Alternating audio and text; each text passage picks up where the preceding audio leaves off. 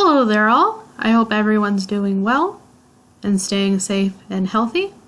We are officially down to about between a week and a half of our Comp 2 course. It's kind of amazing how quickly time has flown by. But anyway, I'm going to dive straight into material. Okay, so first I'm going to open up our syllabus. Oops, sorry, forgot to turn student preview on. Alright. Going to open the Comp 2 syllabus now and show you all where we're at. I did update the syllabus a little bit more, so might want to go back and take a look at it. I'm always updating things, especially these days.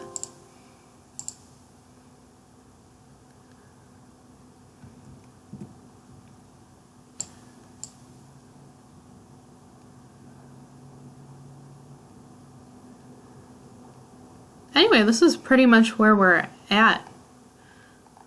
Today is Tuesday, April 28th. So what we'll be doing today pretty much is drafting day. I'll be going over a PowerPoint briefly, but today will basically serve as a day to begin drafting and also to play catch up on other things you might not have turned it in, so be sure to get that stuff in as soon as you can. And you want to continue working on your draft. You want to have a claim and 3 reasons ready, which I did provide feedback to all the current writing labs that are posted. And I am also giving sort of feedback on a rolling basis. So like if someone posts a writing lab, I try to give feedback for this final writing lab that we're doing. Alright, I think it's going to be our second last one actually, but we'll see. But you want to make sure you have a claim and 3 reasons ready before you start drafting. And if you don't have those ready, you're kind of behind, so make sure to catch up today. So Tuesday, April 28th, which is today, is when you should be playing catch up. Also begin drafting for the final paper. Yay! And then on Thursday, we're going to talk about quotation sandwiches. I probably will just do a sort of quick mini review on quotation sandwiches. And that will actually be on Blackboard under lessons. And I will also talk about how to cite citations again. I'll do a little brief overview on that. And what the best way is to put sources in your essay, but that's kind of just going to be a quick review because this is pretty much the final exam for the course, so basically my job is to guide you there, but not to provide the answers completely because, again, this is sort of the final exam for Comp 2. So it's pretty much going to be on everyone to use the stuff that we've been using and what you've learned in the 2 courses. But I'll talk more about that in the PowerPoint. Anyway, just to continue on from that, we will also be doing a drafting day on Tuesday, May 5th. And we're also going to be doing peer review. I will probably post peer review on Monday, May 4th, so everyone can get that done as soon as possible, because the final RPP is due on May 5th by midnight. And then on Thursday, May 7th is when the last day of class is. We will be working on the final reflection letter or cover letter together and putting the portfolio together, and then all portfolios are due on midnight by May 7th. And that is the end of the course. So again, there's really no room for extensions on May 5th or May 7th, so please make sure to get that stuff in on time. Definitely don't want to be waiting until last minute, especially right now. So if you gotta play catch up, now is the time, my friends, to play catch up, okay? Alright. Anyway, the syllabus can always be found under the syllabus tab. So moving on from there, I will be showing you all the new PowerPoint I have uploaded. Thank you to Dr. Johnny Stein for helping me with material this semester. It has been an excellent help. And it will be under lessons, under drafting the RPP.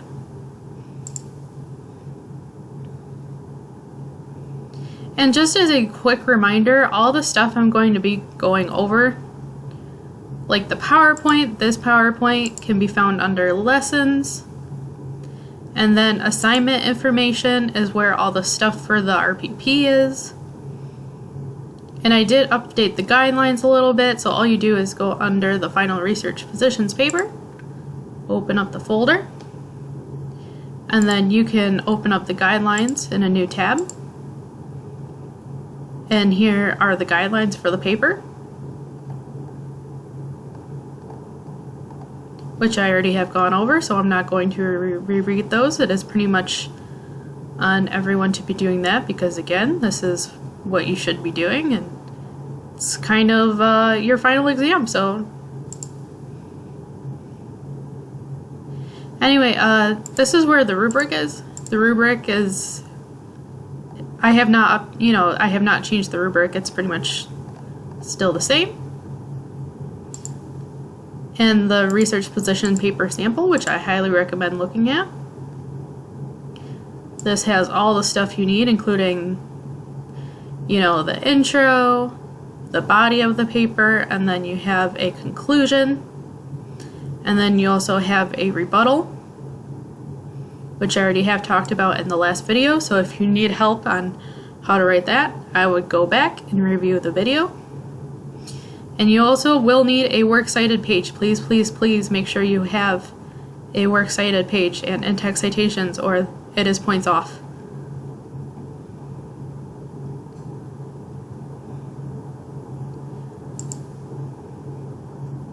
Alright, so that's what I'll be going over today. And I think that's pretty much everything. Oh, I will try to get the Dropbox up for the final paper. I will probably put that up over the weekend. I don't want to put it up too soon because I don't want people rushing through it. So I will probably put the final paper Dropbox up on the weekend. So if you ask me about that, I will tell you please wait until the weekend, because again, there are reasons that I wait to do that, so people don't, so students don't feel I don't want students rushing through this. I want you all to take your time and make sure you do a good job, because again, I did want to talk about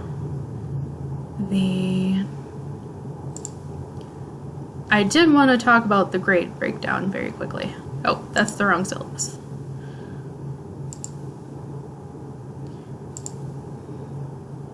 Okay. So I do want to take at least a moment to talk about grades very quickly. Final grades are indeed due on May 11th, I think by 3 p.m. So if you're wondering, why I haven't graded your resubmitted papers, I am probably going to wait closer until final grades are due to grade resubmissions for papers, and I will probably also wait until then to grade presentations as well. I am aware that I still need to grade those, and there are reasons that I'm waiting on that.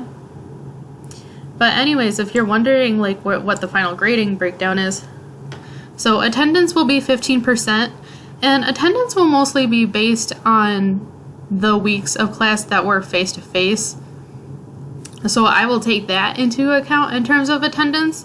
And in terms of online attendance, it will depend on if you have been completing activities on time, if you've been communicating, if you've been present, handing stuff in. And I am aware that's on a case-by-case basis, especially with all that's going on right now. So if you need to chat with me about that, I would recommend sending me an email. But everything else has not changed. So the issue proposal is worth 15%, the annotated bibliography is worth 10%, mapping essay is worth 15, online discussion boards is worth 10, and the final research positions paper, the RPP, is 20%. So that's why I want everyone to take their time, because that paper is worth the most out of all these grades, as you can see. And the oral presentation and critical analysis I will be grading together, and that will be 5%. And then writing labs are worth 10%.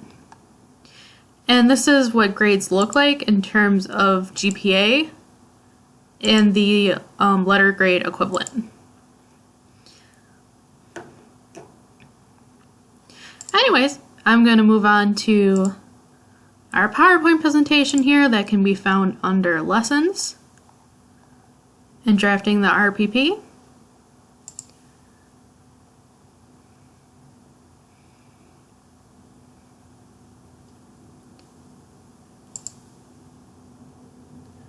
Okay. So, putting the last pieces together. How exciting, huh?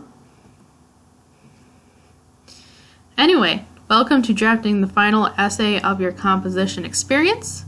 In many ways, you have been working on this for 2 semesters. You've studied other experts in Composition 1 and learned how to locate and research an argument in Composition 2. It is finally your turn to have your say. For this final project, you will be demonstrating that you are capable of creating an academic argument. So for this final project, you will be demonstrating that you are capable of creating an academic argument. For this paper, you will practice joining and advancing a pre-existing conversation. You will generate your own positions and support them with evidence gained from outside sources, logos, establish credibility by synthesizing those sources responsibly and effectively, and in a way that fully supports your reasoning, ethos, and appeal to the emotions and values of the audience that you choose to address. And this is the link below to the guidelines, so all you do if you need to open the guidelines is click on that link. So, by now you should have chosen an audience and located some of their values. That's what we did within Writing Lab 5. Thought about what you want to ask this audience to do, your persuasion. Created a thesis statement based on numbers 1 and 2 above. Drafted 3 working reasons to support the claim you made in number 3 above your thesis. And you have shared those reasons with me. And received guidance and feedback from me. That's about Writing Lab 5. So you should have gotten an email from me if you did post Writing Lab 5. And revised your thesis and reasons based on that feedback. So if you are missing one of those steps, 1 through 7, you are behind and need to catch up. So please go to the syllabus and go to Lessons on Blackboard under the Lessons tab. And you want to open Writing Lab 5 and complete that work if you have not done so already. By now you should be able to demonstrate your knowledge. You will need to show us that you have obtained the skills of composition to be successful in college. At this point, you should know what goes in an introduction, where a thesis statement belongs, where to put reasons, how to describe your reasons, what a topic sentence is and how to divide long paragraphs, what belongs in a conclusion, where to find assignment sheets and how to read them. If you do not know or cannot recall, it is your job to visit the Lessons tab and study the PowerPoints. Rewatch the videos under the Video tab and study them. Look at the rubrics for the issue proposal and the mapping essay. and visit the lessons for various models and examples, as well as under assignment information, and look at the sample papers. Read and follow the assignment sheets, and look at your first 2 essays and read the commentary. So we will begin using this online class day to begin drafting. Begin to draft the research positions paper and save it in a Google Doc to begin preparing for peer review next week. Due dates are listed on the syllabus. It is your responsibility to keep track of due dates, to review material, and complete work. It is also your responsibility to have your portfolio ready and complete by May 7th.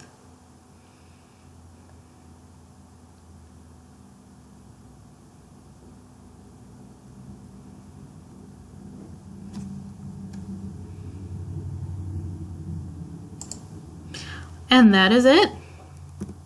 So, in other words, you should be working on drafting. I do want to point out I did actually update one of the lessons. So for the RPP reasons and rebuttal, this is the one that I read in the last video and sort of went over. So just as a quick update, I did make a few changes to this one. And in case you struggle with topic sentences or where to place your reasons,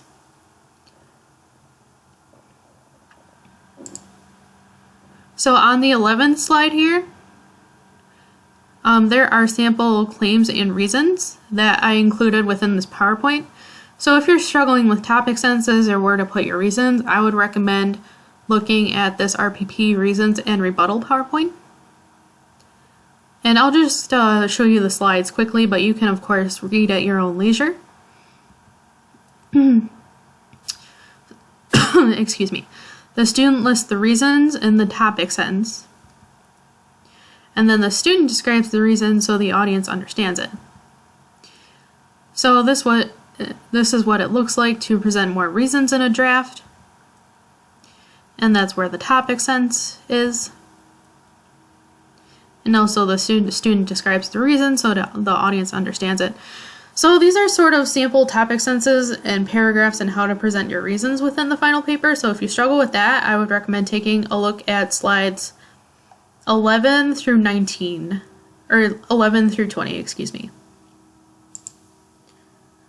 So if you need help with that, a PowerPoint for that can be found under Lessons, under RPP Reasons and Rebuttal. And I would definitely take a look at that content. It might be helpful.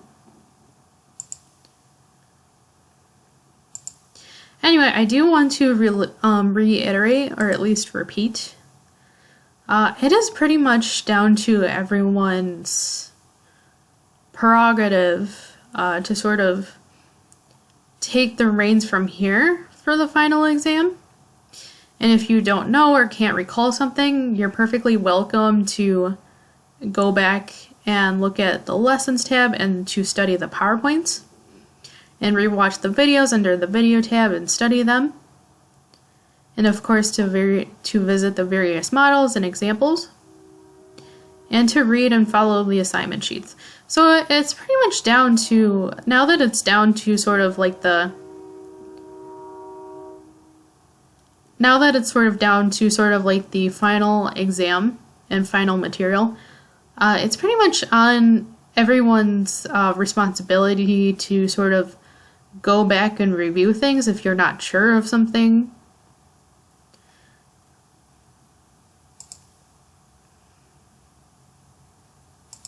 And as I said, it's pretty much down to